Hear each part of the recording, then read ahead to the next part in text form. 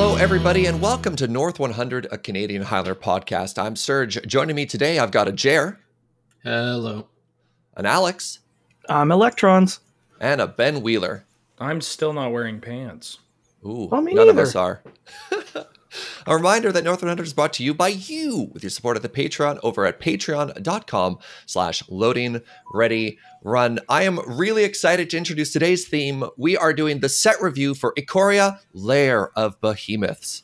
And a special note that this set review is also going to include several of the commander cards. We see them, we like them. We don't think there's enough to necessarily do like a set review and a commander review, so we've jammed them all together, so don't be alarmed about that. And a reminder for our set reviews that this is not exhaustive. We're not talking about every single card, only the ones that are interesting to us from a Canadian Highlander point of view, and will be organized by color. Yeah. Let's start off with just some high-level discussion about some of the new rules and mechanics. First up, Companion. And we have had so many people tweet us about Companion. Jared, tell me about Companion. Well, in our format, we don't have sideboards. And in tournament Magic, outside the game means your sideboard. So unfortunately, the Companion doesn't really function as a companion in our format. It's just as simple as that. So none of them. We're also aware that a commander is bending those rules, and that's not relevant to our format either. They can do whatever they want. If you think the card is good, play it. But yeah. Last time I checked, we're not a commander variant. So... All right, fair enough. Let's check in really quick on Mutate. There's quite a lot of confusion on how this works, and that's going to impact how we approach and evaluate a lot of these cards. So just a very high-level discussion how it works. It's kind of like an aura. It's also kind of like Bestow. It might set you up for some pretty brutal 2-for-1s. You probably only want to play the good ones. And for more information, there's also the judge video on the LRRMTG YouTube channel. We go really in-depth on a lot of edge cases and stuff like that. Anyone else have anything else they want to add about Mutate?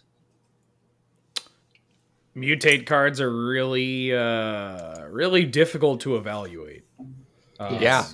I do believe that there are a handful of them that are quite good, but it's also just a thing where as much as we can create comparisons to, as you said, Bestow or augment from like the unsets or whatever it may be, this is still not something we've ever really played with. So just because we don't cover a specific Mutate card or we might be a little cold on one doesn't mean you should, avoid it, avoid including it in any of your decks. It's like these are head scratchers and they probably need field testing. Yeah. Yeah. All right, and one final mechanic we want to talk about that I know Jer in particular has been getting a lot of attention on social media. Jer, how good is cycling now? Tell me about cycling. Well, the Tour de France deck, lots of people have been asking about it, and its competitive viability. And to them, I say it went from tier Y to tier U. Ooh, it's moving upwards. So it did get better, but it's still firmly encapsulated in the play it if you want a meme tier. So it's still a meme deck. All right. Even though there are some pretty spicy cards, probably not enough to support a big dedicated deck. Yeah, look, the problem is you still have to be 5 color. You still die to like a 1/1 for 1 on turn 1. The typical problem. I'm feeling very called out my deck doesn't have a lot of answers for a 1/1 on turn 1. All right, let's move into our actual set review here. We're going to be starting with white cards. And first up, we have Cartographers Hawk. This is a bird. It's a 2/1 for 1 and a white. Has flying, and when it deals combat damage to a player who controls more lands than you, return it to its owner's hand. If you do, you may search your library for a Plains card. Put it onto the battlefield tapped, and shuffle your library. Alex, start us off. So it's a 2/1 for 1 and a white that flies.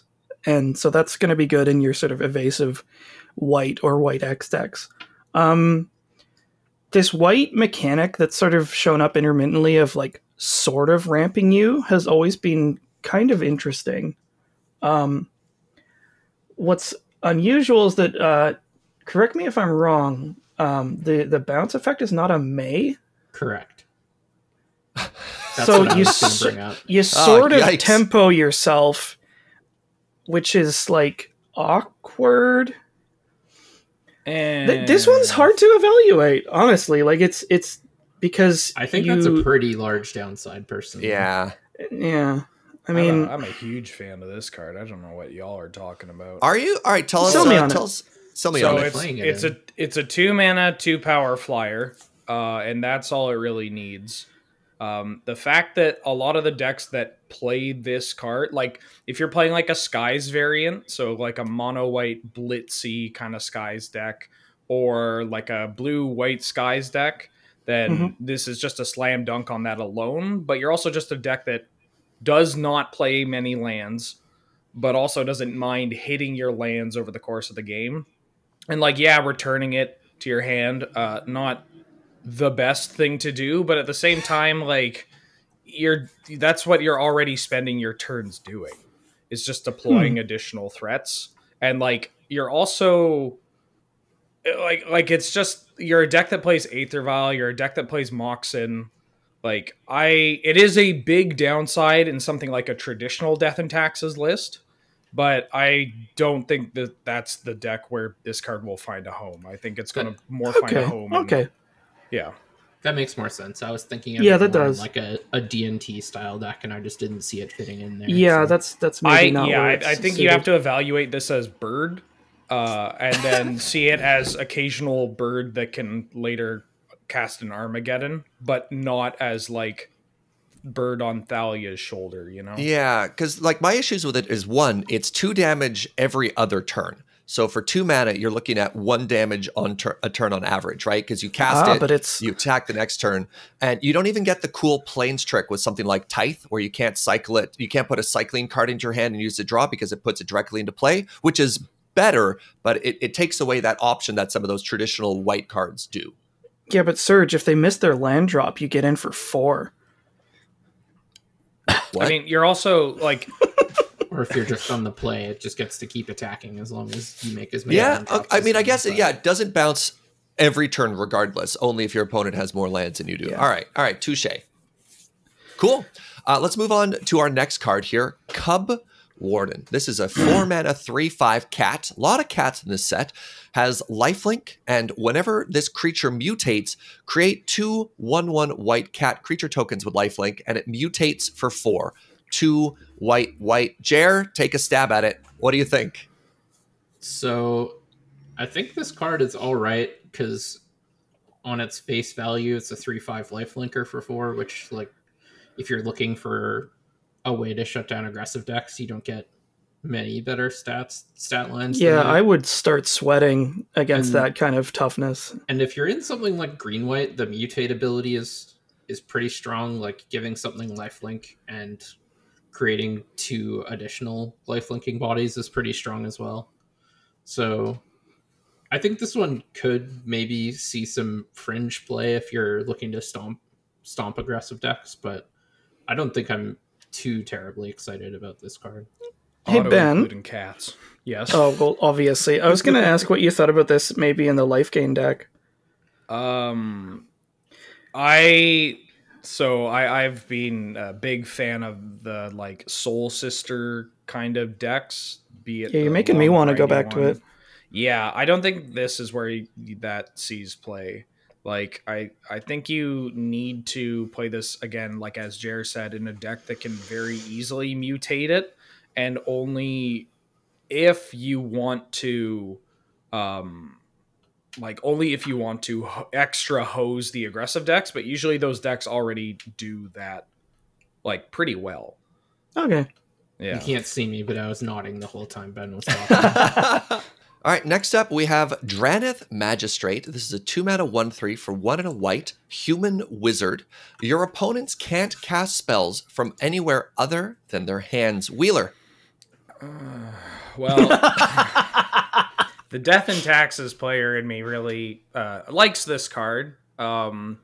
The Storm and combo player does not like this card. So those two are at end with each other.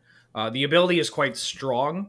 It's also just not symmetrical, which sounds like a weird thing to say for a mono white hate bear, but I mean, Savine's Reclamation, hell of a card.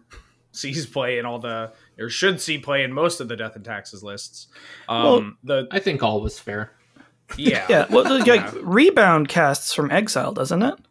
Correct. So you still get your Ephemerate. Yeah. Like you're not worried too much about mucking your own spells, but it's nice to have that kind of just, hey, you don't even have to worry about it. The biggest issue with this card is that it's a 1/3. Usually you want pressure with your hate bears, and 1/3 is not something you necessarily are looking to have. Like Tocatli Honor Guard is another 1/3 hate bear that people saw and were like, oh, this could probably be pretty good. But the 1/3 stat line was almost at times more detrimental than the fact that it shut off your own ETBs. But I think the matchups where this ability is relevant is also where 3 toughness can be more relevant, because again, decks like Storm, Reanimator, that kind of stuff, most of their removal that does damage is going to be tacked on to other utilities. So like, Is It Charm can't kill this. Fire Ice can't kill this. Right, Spell Bomb. Yeah, Spell Bomb. So there are, it has an upside with that 3 toughness. I think it'll see play, but I wouldn't be shocked if it, phases in and out depending on how you want to approach your build. So this is strong, but not strong enough to be an auto-include, like a slam dunk in every D&T list? Right. You have to acknowledge it has downsides, and like D&T is just a very tight list now. Like the card quality is extremely high. So you do have to recognize that there is a downside to including a 2 CMC 1 power creature. All right. Let's go on to a combat trick here. We don't cover these very often. Fight as 1. For a single white mana, you get an instant that says choose one or both. Target human creature you control gets +1/+1 and gains indestructible until end of turn. And target non-human creature you control gets +1/+1 and gains indestructible until end of turn. Alex. Thinking maybe this gets into one of the like blitz decks, like Naya or Boros Double Strike. Because like the +1/+1 is sort of like, okay. But indestructible makes it so that you don't lose in combat. And it has the potential to hit 2 creatures, which spreads it out, and you're getting 1 prowess trigger off of this that potentially is gonna affect both creatures that you target this with. Although most of the prowess creatures, to my recollection, are human. I've got a huge soft spot for this card. Is it because there's cat in the art? No, but I mean, it certainly helps. Whoa. Jeez, please. Not here. It's too early in the set review. So that, like, this style of card, and we're going to see this a lot, I think, throughout Ikoria. It's just like we've seen this kind of card before in the form of like a Johnny's Presence, just a 1 mana combat trick that can make something indestructible. This is probably the best variant of that. And while normally I don't think being the best of a card that we've seen throughout the history of the game doesn't necessarily mean it's going to be playable, I think the flexibility of this card for just like the biggest blowout that anybody has ever seen at 1 mana is absurd. And I've been toying a lot with a Boros kind of blitz deck, but like it's more like a Boros feathery kind of blitz deck. And it play heroic cards? Oh yeah, a lot of heroic cards, but there's just a shockingly large amount of these token producers that you'd want to play in those decks that are humans that make non-humans. So like Young Pyromancer, Monastery Mentor, CZPZ, giving your Kiln Fiend. Sky Knight Vanguard. Yeah, exactly. Yeah, like right, because human doesn't get slapped onto a lot of tokens that are generated with like role or tribal creature types. Yeah, it's often soldier, knight, or whatever, right? Yeah, I think this card in the decks that want it is going to be absurd. Huh. You just have to find those decks. Yeah, I think this card's amazing as well. Next up, Garrison Cat. A single white mana gets you a 1/1 cat, and when it dies, create a 1/1 white human soldier creature token, disregarding what we just said about never getting humans tokens. Okay, Alex, tell me about the cat. Love it. Just this joins the ranks of other white 1/1s that get another 1/1. It's what was the previous one? Hunted from Witness. Innistrad. Yeah, Hunted Witness, and that one made another human vampire. Yeah, so like this one is arguably the worst in terms of like body quality, but in the kind of decks like Aristocrats, it doesn't necessarily care about the extra upside. That's more like gravy. This is 2 creatures for 1 mana and no additional cost to be paid. So just worth get it noting that this has what I believe to be the best art in the set. It's gorgeous. That's fair. It's a good kitty. All right, next up we have Lava Brink Venturer. 3 mana, 3/3 for 2 and a white, human soldier. As it enters the battlefield, choose odd or even. It has protection from each CMC of that value. Jer, what do you think? This card's kind of interesting. I'm not certain it's like the upside is good enough to make it see play. Like, I'm not sure if you're ever gonna, like, how often you're gonna get those games where you just absolutely get to goozle your opponent. Like, they just all have a bunch of 2-drops and 2-drop removal, and this thing's just like, it's like there's like a spectrum, and it, like, True Name Nemesis is on one side and like Hill Giants on the other, slightly more efficient Hill Giant, and like if this trends closer to the True Name side, then it's probably playable, but I think it's probably too close to the middle. I kind of wish it had a keyword. Yeah, or like a 4th toughness would kind of make it more interesting, so that like even if you were to pick even, then it doesn't die to bolt, or if you pick odd, then it doesn't die to like all the searing spears. But I just don't think the upside's quite there. Our removal's way too flexible. It's kind of just like the same thing that makes Sanctum Prelate awkward for our format. All right, let's move on to probably our spiciest white card, Luminous Brewed Moth. This is a 4 mana 3/4 insect for 2 white, has flying, and whenever a creature you control without flying dies, return it to the battlefield under its owner's control with a flying counter on it. Wheeler. My queen. This card is just I don't want to sound like I'm complaining for getting something like this, but it's just kind of really good to the point where it's kind of boring in some cases. I have one question for you. Yeah. Does it go in Aristocrats? Oh, I have a different question for you. Okay. Can you play this and Mothra? No. That's a flavor fail. I have a different question. Sure. Is this a combo card or a fair card? Serge, thank you for asking a real question. Actually, Jer's question was kind of fine. Mine was real. Well, okay. You know what? Everybody contributed. We all did well. Great, everybody.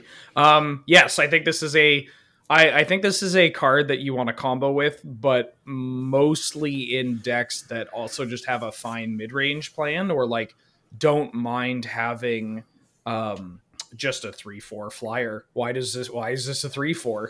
Who knows?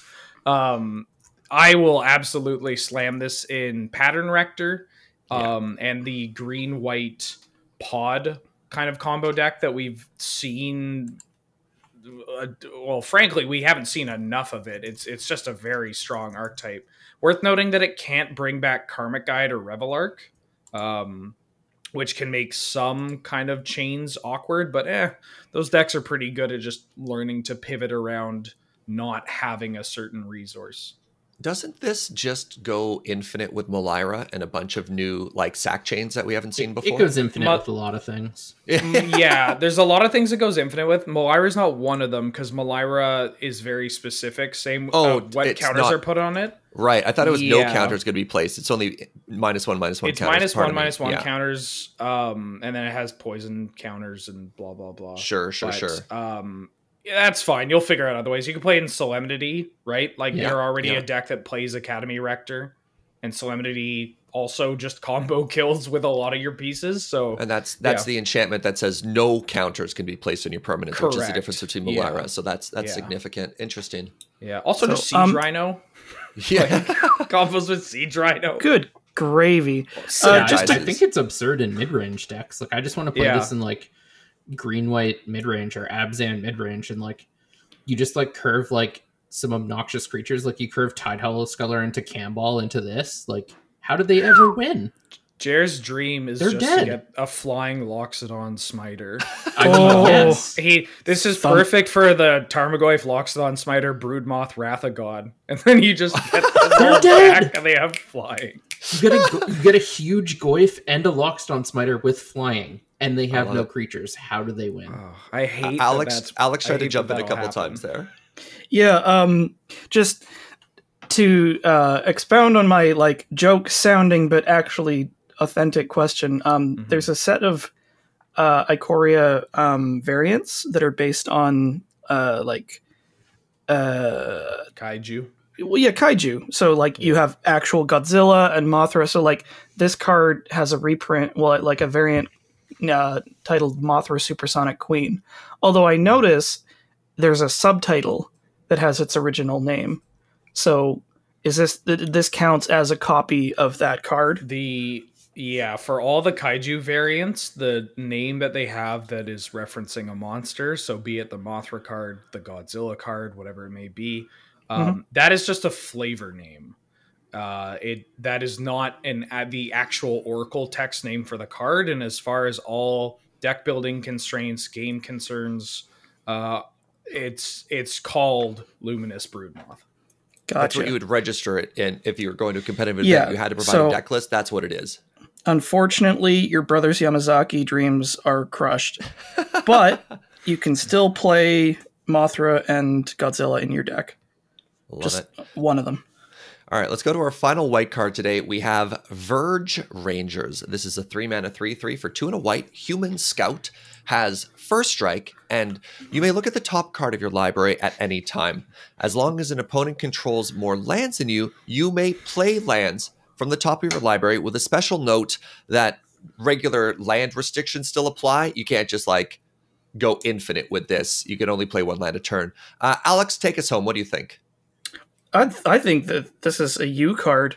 I like making free land drops. I mean, I appreciate that. As the premier lands pilot of the format, it's pretty good. But it's not a lands card. It has the word land in it, but this implies that you're behind on lands, which a land pilot would never be. Well, I mean, that's appropriate for you as the false premier lands pilot of the format to see this. Petty squabbles aside, this is a perfectly reasonable cost to body ratio. It's got a good keyword. And like I said, it lets you make additional land drops north of 3, which is unfortunate. Although, the kind of deck you play this in, you could be getting this off of a Mox or whatever. Ancient Tomb. Yeah. Ancient Tomb. What's up, Wheeler? It's virtually free land drops with like not really any downside. Alex, would you say that this is free real estate? Oh my god, it is! Hang on. It's free real estate. Jer. I didn't know this card had first strike until I saw it. Until you just mentioned it now. Well, there we go. Yeah, that's what I was going to say. I think the fact that this is just like another first striker to play in that deck, and the fact that it works pretty well with Armageddons as well. Like just like giving you bonus chances to make sure your opponent doesn't get ahead after an Armageddon.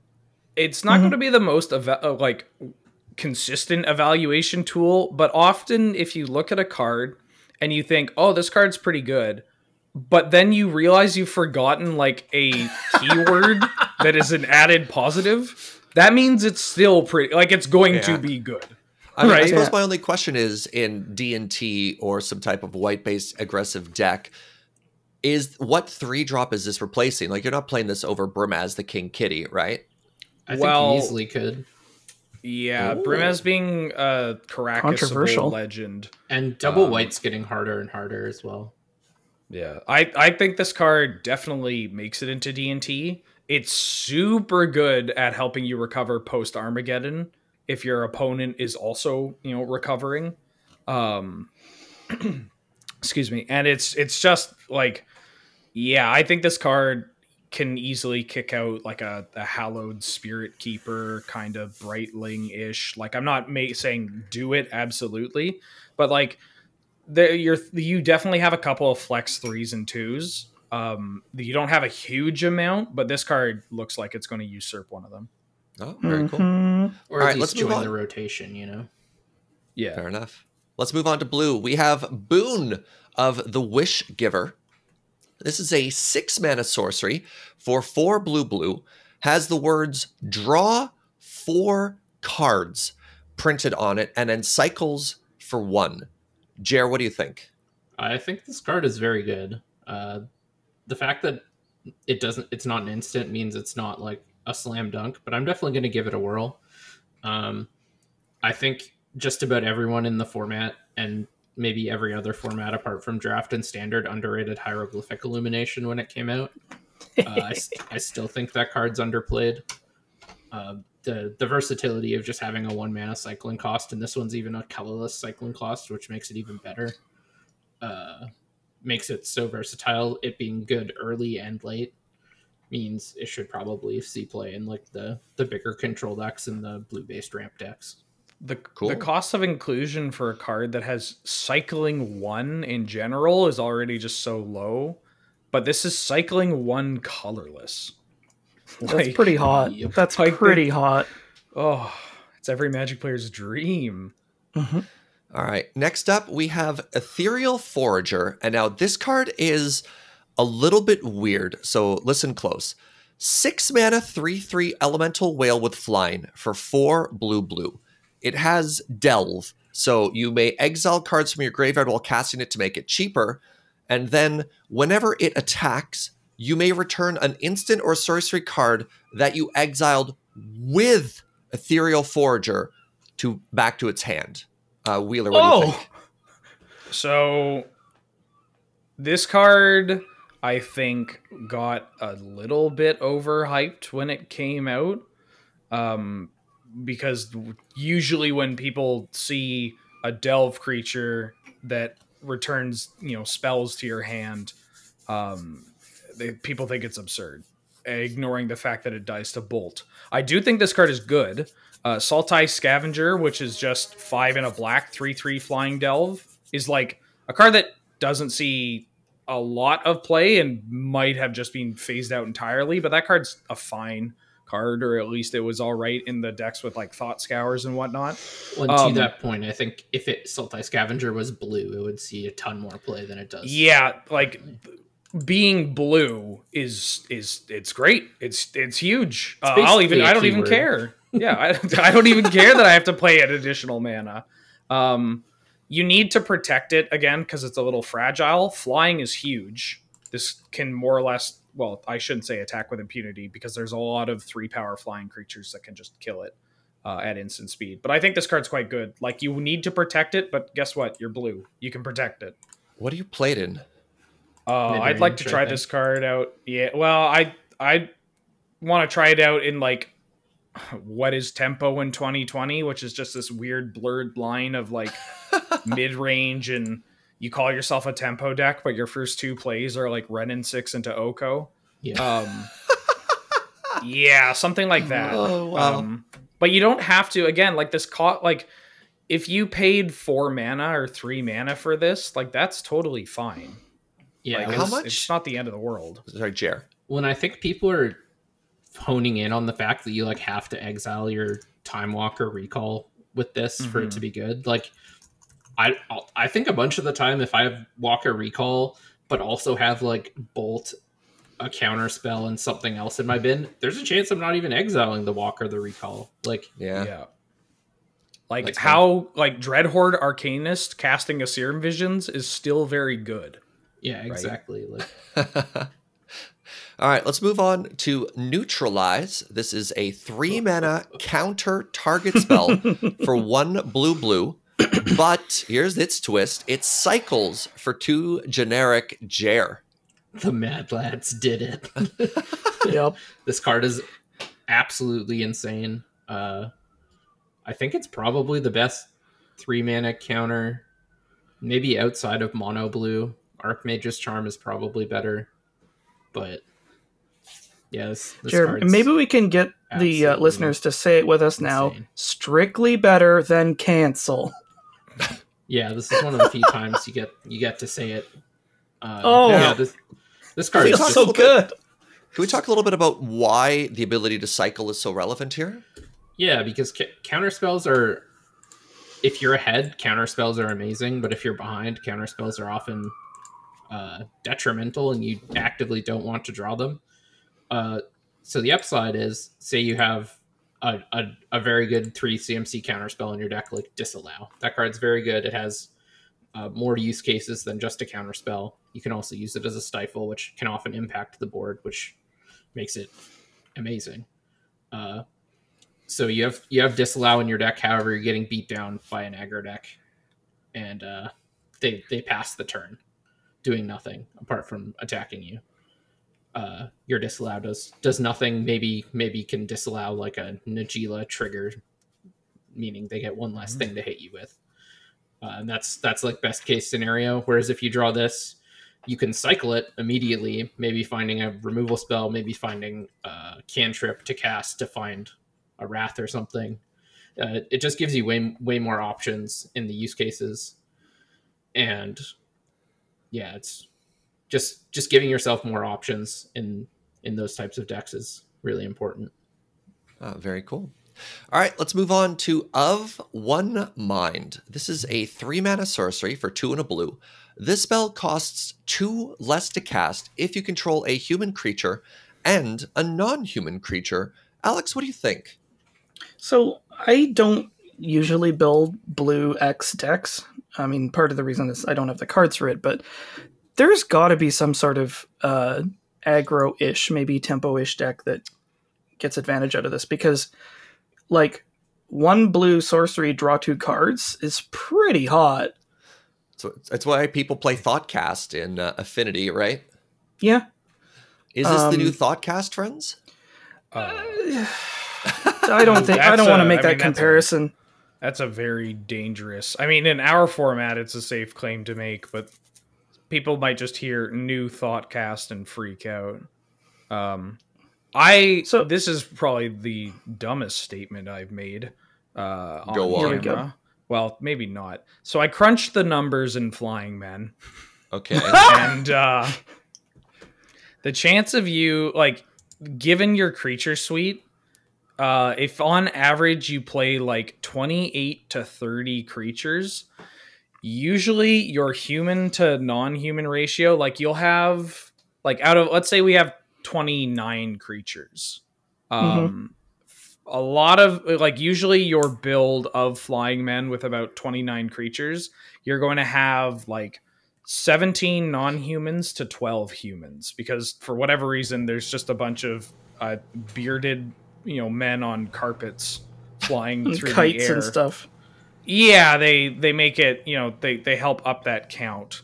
So it's a very, I think if you're going to find an archetype to play it, that's probably it. I mean, this could also just find home in like a bug tempo. Yeah, I was going to say, like, there's tons of wizards that are human and like tons of threats in like green or black or even something like red that are non-human.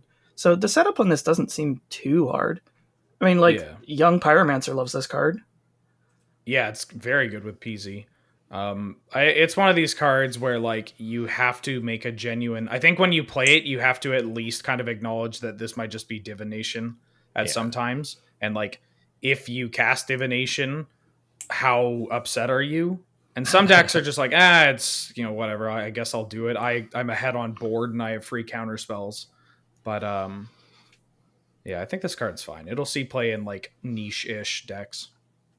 All right, next up we have the Sea Dasher Octopus, and I know a lot of people were excited about this card. 3 mana, 2/2 Octopus for 1 blue.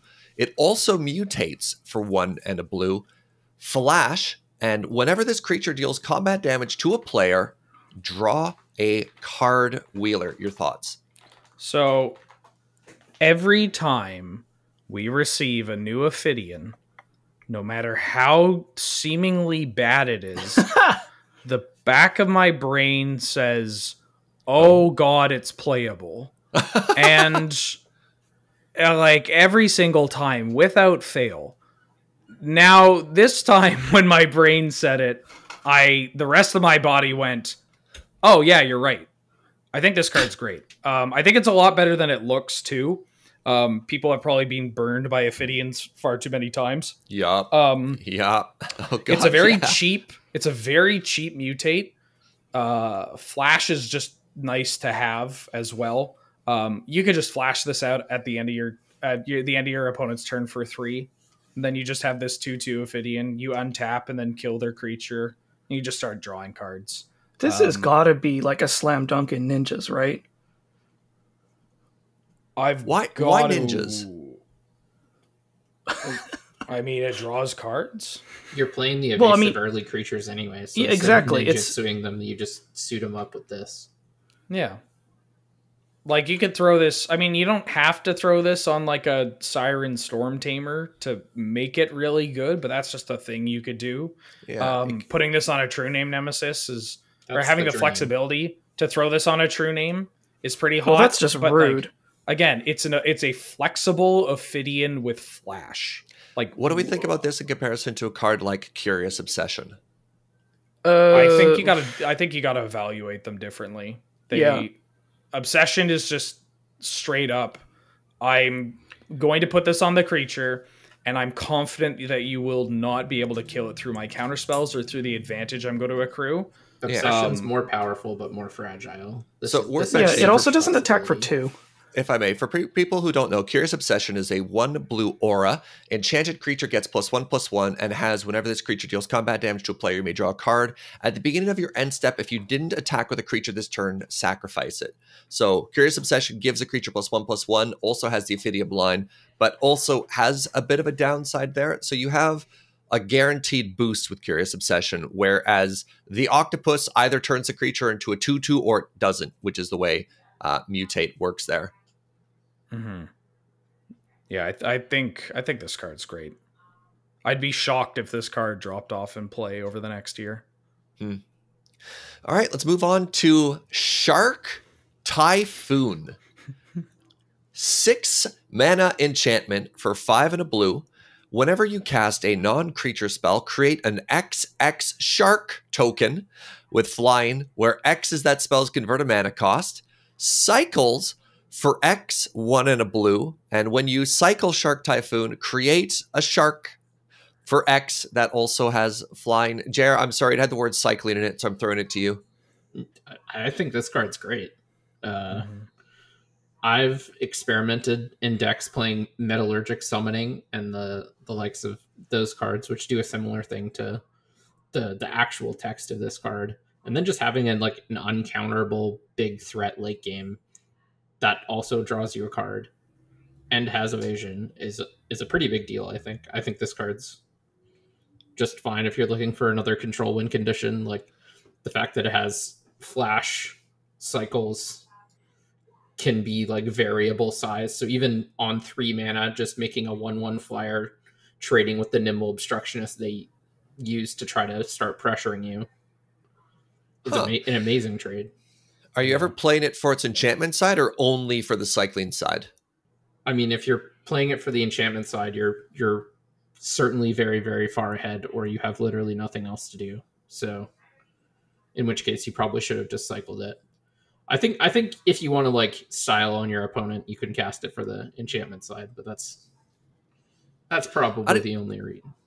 I don't even think of it as just an uncounterable flash threat. That's really clever. Just ignore enchantment. You just have a card that just says X, 1 and a blue, instant speed, flying shark. Yeah, well, when given the option to either draw a card or not draw a card, I'm immediately magnetized to the option that lets me draw the card. So, Jared, do you want to play this with Academy Rector? That's it. That's once again if you want to like style on them, like if you're Academy Rectoring and playing it in Academy Rector deck, and you're getting this, like, it's awesome. Gotta be better options, right? Yeah. Sure. All right, fair enough. All right, Jared, let me throw another shark at you then. Voracious Great Shark. 5 mana, 5/4 for 3 blue, creature type, surprising no one, shark, has flash, and when it enters the battlefield, counter target artifact or creature spell. Is this shark playable? Yeah, I think it could potentially be. I think it's going to be a little meta dependent. The fact that it's a 5 mana flash threat is pretty exciting. The fact that it's a reasonable enough body, you don't necessarily need to get value out of the ETB. You can just use it to threaten your opponent or planeswalkers is a pretty big upside. And if you ever do get use out of the activated ability, it's an amazing trade for you. However, it is a lot of mana to consistently hold up for a counter spell. So I think you don't want to be a deck that like really relies on the activated ability to use it. Probably more in a mid-range deck, like the top end of a mid-range deck or a flash deck than a control deck, but I could see it seeing some play. All right, let's move on to black cards. Up first, we have Bastion of Remembrance. This is a 3 mana enchantment for 2 and a black. Alex, buckle up. When it enters the battlefield, create a 1/1 white human soldier creature token. Or wrong again, another human token, but I digress. Whenever a creature you control dies, each opponent loses a life and you gain a life. Alex. Love it. It's more mana than Blood Artist, obviously, but because it's an enchantment, it's harder to interact with. Like, when you stick this, it's just going to sit there, and you can just, get them with it. Because one of the downsides of the Blood Artist creature types is, like, once they're dead, you're not getting that trigger anymore. Not so with this, and you even get a body. How important is that body? What would did you say? play this card if it didn't come with a body? I don't think I would.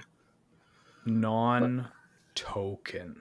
Or sorry, it doesn't say non-token. No, it doesn't. Yeah, that's not there. Yeah, whenever a creature you control dies. Yeah. That's the biggest part. Well, also just not targeting them is pretty cool. Yeah, if this didn't have a creature, I would be like a lot more skeptical. And yeah, as Ben says, like it triggering off of off of tokens is gigantic. All right, next up, Boneyard Mycodrax. 3 mana, star for 2 and a black. Power and toughness are equal to the number of each other creature card in your graveyard. What a weird templating. To the number of other creature cards in your graveyard. Why does it say other? Because when you scavenge, it makes it clear that it doesn't count itself. Let me keep reading the card. Scavenge, 5 mana, 4 and a black. Exile this card from your graveyard. Put a number of +1/+1 counters on it equal to... Put a number of +1/+1 counters equal to this card's power on target creature. Ah, I see. It doesn't count itself. Thank you, Jer, for reminding me to read the whole card. Alex, what do you think? So I've played a Golgari Yard Sard deck before that it's almost like anti-delve, where you want to fill your bin and keep it full instead of burning it off as a resource. So you play stuff like mulch. What's it? Yeah, but like, well, not mulch. You play Sewer Nemesis. Yeah, Molder Hulk, stuff like that. That's the one. So things that their costs are reduced by number of creatures in the graveyard, and then you just like skew really heavily into creatures and creature spell effects. This could potentially see play in there because it cares about what's in the graveyard, and you can cast it from the graveyard for additional benefit later. I'm always a little skeptical of like stars that don't come in with anything if your bin is empty. Yeah. So I'm going to look at it. I'll temper my expectations, but it's kind of cool. All right. Next up. Oh, go ahead, Wheeler. Oh. If I may, one word. Dredge. Oh, Oh, dredge. Yeah, okay. All right. Good word. All right, next up, Call of the Death Dweller. 3 mana sorcery, 2 and a black. Return up to 2 target creature cards with a converted mana with a total converted mana cost of 3 or less from your graveyard to the battlefield. Put a Death Touch counter on either of them. Put a Mutate or Menace counter on the other one. Ben, what do you think? Every time I try to pull away from building yet another deck that involves Soul Wardens and Safi Eric's daughter and just wasting everybody's time while we only get to play one game of a match before the round is over. I say to myself, I should probably focus on other decks. And then this pops up. And cards like this. This is... God, I love this card. Again, it's niche application. I wouldn't recommend playing it in something like Sandy B, because you want to return more impactful things than just a 2 and a 1. But for something like, again, the like Soul Warden combo-y Martyr Proclamation of Rebirth style decks that I think are actually just a totally fine archetype to play, if not a good archetype to explore. They love this stuff. And even maybe mono black too, right? Like if I pay 3 mana to get back a Vampire Lacerator and a Dark Confidant, like that sounds pretty all right to me. I'm playing this in black mold and I'm going to be stoked about it because like you put your Menace on the 2x that you get back and then you put Death Touch on the 2-drop. I think that's hot. All right, let's move on to the Daring Fiend Bonder. 4 mana, 5/1 human warlock for 3 and a black. Has haste. Attacks each combat if able.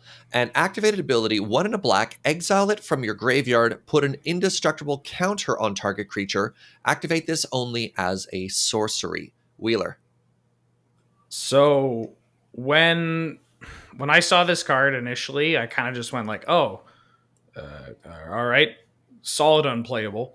But the more I've been thinking about it, the more I just think it's a totally fine top end card for like a mono black aggro deck. It has, the mana is easy to cast, which is not a huge issue for that deck because that's already a deck that looks to cast like Geralf's Messenger from time to time. But because it gives you something that black doesn't get a lot of, like it just has haste. 5 power on a haste body, that's a pretty good top end. It's something like it's something like Vindictive Lich, which for those of you not familiar is a 3 and a black for a 4/1 zombie wizard that it might as well just read when it dies, target opponent loses 5 life. It also has when it, you choose one of the modes, which are they lose 5 life, discard 2 cards, or sack a creature. But usually you're just playing it as a big dumb that when it dies, they lose. And so that kind of fills, the Fiend Bonder fills kind of a similar role. And then if it does die, which is, not the end of the world, you can also just load up like the indestructible counter from its activated ability onto like a Gifted Aetherborn or a Vampire Nighthawk. And then how are creature decks ever beating that outside of exile effects, right? Yep. Cool. Yeah, I think this card's, again, niche application, but worth trying out in those decks. Beep, beep. All right, next up, Dirge Bat. 4 mana, 3/3 for 2 black, creature type bat. Mutates for 4 black, has flash, has flying, and whenever this creature mutates, destroy target creature or planeswalker an opponent controls. Jer, what do you think? The first thing that strikes me is this mutate cost is really, really expensive. Like 6 mana for that effect is definitely costly. I think there may be a world in which you play this just as a 4 mana 3/3 flash flyer, and then you get like if you have 6 mana, you can use the mutate upside. But my initial impression is that it's just a little too expensive and too inefficient. Yeah, fair enough. Next up, Easy Prey. 2 mana instant, 1 and a black. Destroy target creature with CMC 2 or less, and cycles for 2, Alex. So, Smother is a card that I don't think saw a lot of play in our format. It's 1 and a black instant. Destroy target creature of converted mana cost 3 or less. It can't be regenerated. This is sort of like the miscalculation equivalent, where the window of creatures this can deal with is a little smaller, but it's also more flexible because you can cycle it. This one's tricky because there's a lot of really good creatures that are CMC 2 or less, like Tarmogoyf and your Young Peasy, stuff like that. So it's like this is gonna have hits. And then if it doesn't, you can just like flip it for a different card. So this is maybe like reasonable. All right, next up we have Grim Dancer. This is a 3-mana 3/3 for 1 black creature type nightmare. Grim Dancer enters the battlefield with your choice of 2 different counters on it from among Lifelink, Death Touch, and Menace. And I read those backwards, and that's okay, Alex. I want it. I mean, I like black creatures with lifelink, and then the other keywords are just gravy. My hope is that this is going to suit whatever situation you cast it into, where it's like I need to force damage through, or I maybe on the back leg and need to gain some life back, or like the various combinations are pretty wild. Like Menace Death Touch is like, yep. Oof. Yeah, have to block twice, and anything you block with dies. I love it. Yeah, no, I dig this card. Heartless Act, 2-mana instant for 1 and a black, choose 1. Destroy target creature with no counters on it, or remove up to 3 counters from target creature. And I have Jer. Jer, what do you think? I think this card is pretty good. I think it'll compete with Go for the Throat for the 2-mana black removal slot. It's got another clause. It's like only slightly narrower than just any creature. Most creatures don't end up with counters, although you're seeing it more and more, so we'll see how that develops. I really wish the second mode said target permanent. I really wish this could like nug planeswalkers. Is it planeswalkers? Oh my god. Yeah, I feel like this was such a good opportunity, but I don't know. Yeah. No, can't have that. Can't have cheap planeswalker removal. Grown. Well, it's so conditional. I thought it was perfect, but anyhow, I think this card is probably fine to see some play. I'm not sure I how like much. It. Yeah. Okay, next up, Hunted Nightmare, 3-mana 4/5 for 1 black creature type nightmare, has Menace. And this is actually a throwback to an old cycle of cards from like original Ravnica, I believe. When Hunted Nightmare enters the battlefield, target opponent puts a Death Touch counter on a creature that they control. Wheeler, what do you think? I see a 3-mana 4/5 with Menace. That's pretty good. That's great. I mean, I'm not going to pretend entirely that this second line of text isn't there. But you're slotting this into, I imagine, mono black aggro or Rakdos aggro or like Golgari, that kind of build, which those decks really just have 2 kinds of cards. Big creatures or creatures that kill your opponent quickly, and then cards that remove blockers or remove opponents from the game. So like, I just like taps forehead. Can't have Death Touch if they don't have creatures, right? Yeah, exactly. And like those decks typically play fast mana for their points. So getting this card out ahead of the curve isn't that far-fetched. And you just end up, I don't know, even if they have like a mana elf or whatever, sure, give it Death Touch. Who cares? This has Menace. They go to double block and you just use a kill spell on one of them and then they lose their thing. Or they have like a single creature that has Death Touch and it doesn't matter. Yeah, and like the situations where you play this and you're like, oh, I need to block with something, I guess I'll have to play this, is like, I mean, it's probably already just like giving something Death Touch isn't the end of the world unless you want to block a big trampler, and then it's oh boy. But overall I think this card's solid. Cool. All right, next up we have one of the Methoses, and these are a little bit tricky. So Methos of Neth, 3 mana instant for 2 and a black. Destroy target non-land permanent if it's a creature or if green-white was spent to cast this spell. So there's kind of like, it's kind of like a modal spell. I don't know, Jer, would you like to explain this? Sure. I'll first explain in better terms what it does, because reading the card, this is one of the few instances where reading the card maybe doesn't actually explain the card that well, at least the first time. So if you just spend black mana to cast this, ignoring the green-white, it kills a creature at instant speed. If you do fulfill the Abzan requirement, it destroys a non-land permanent. So it's like a Anguished Unmaking, sort of. I think this card is great. It's a versatile removal spell. You're likely only including it in your deck if you can fulfill the Abzan requirement, somehow.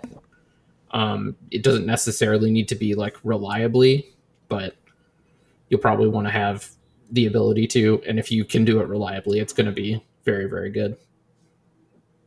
Yeah, yep. Fair enough. All right, we have Serrated Scorpion. We have a single black mana, gets you a 1/2 Scorpion. When it dies, it deals 2 damage to each opponent, and you gain 2 life. Alex. Pinch me, I must be dreaming. This card is messed up. Yeah. Why does it have 2 toughness? Now, why do you like this so much? Because it nugs your opponent to death. It's I've been wanting to build a version of Aristocrats that's probably Rakdos, that plays a lot more self-destruct creatures. What I mean to say is that when they die, they nug your opponent, and then you can play the cheap spells that return them to play. Like, I don't know, Call of the Death Dweller, where you're just sort of processing them through repeatedly and just like sawing your opponent in half. There's a zombie. It's like 1 and a black. I think it's a 1/2 that has an ability similar to this. It nugs your opponent for 2 when it dies. Oh yeah, so, Planeswalker deck staple. Yep. Yeah, that's one of the secret ones. So, and the life gain on this is also great. It's just like a big delta and an efficient body. I like this card a lot. Cool. All right, our final black card we're going to talk about today, Species Specialist, 4 mana 2/3 for 2 black human warrior. As it enters the battlefield, choose a creature type. Whenever a creature of the chosen type dies, you may draw a card. Alex, what do you think? Elf. I wouldn't play this, I think, in aggro, but in sort of like mid-range or probably just mid-range, because like I don't think this is a control-y card, but did you put this in zombies? That's immediately what I thought. The zombie crats deck. This is a absolute slam dunk in zombies. Okay. See, I was looking at it, imagining that you like name it based on what your opponents have. This could also actually go into the humans or warriors deck. Ooh. It's worth noting that it's not whenever a creature of the chosen type that you control dies too. Yeah. So I guess that's also where my mind went first. Is like you name your opponent's like predominant species. Yeah. Nice goblin deck. Shame if it died. Is this card busted? Like, does this open up a bunch of new loops in some type of like sack outlet, like Sandra Bullock or even Aristocrats? Not I don't think it's busted.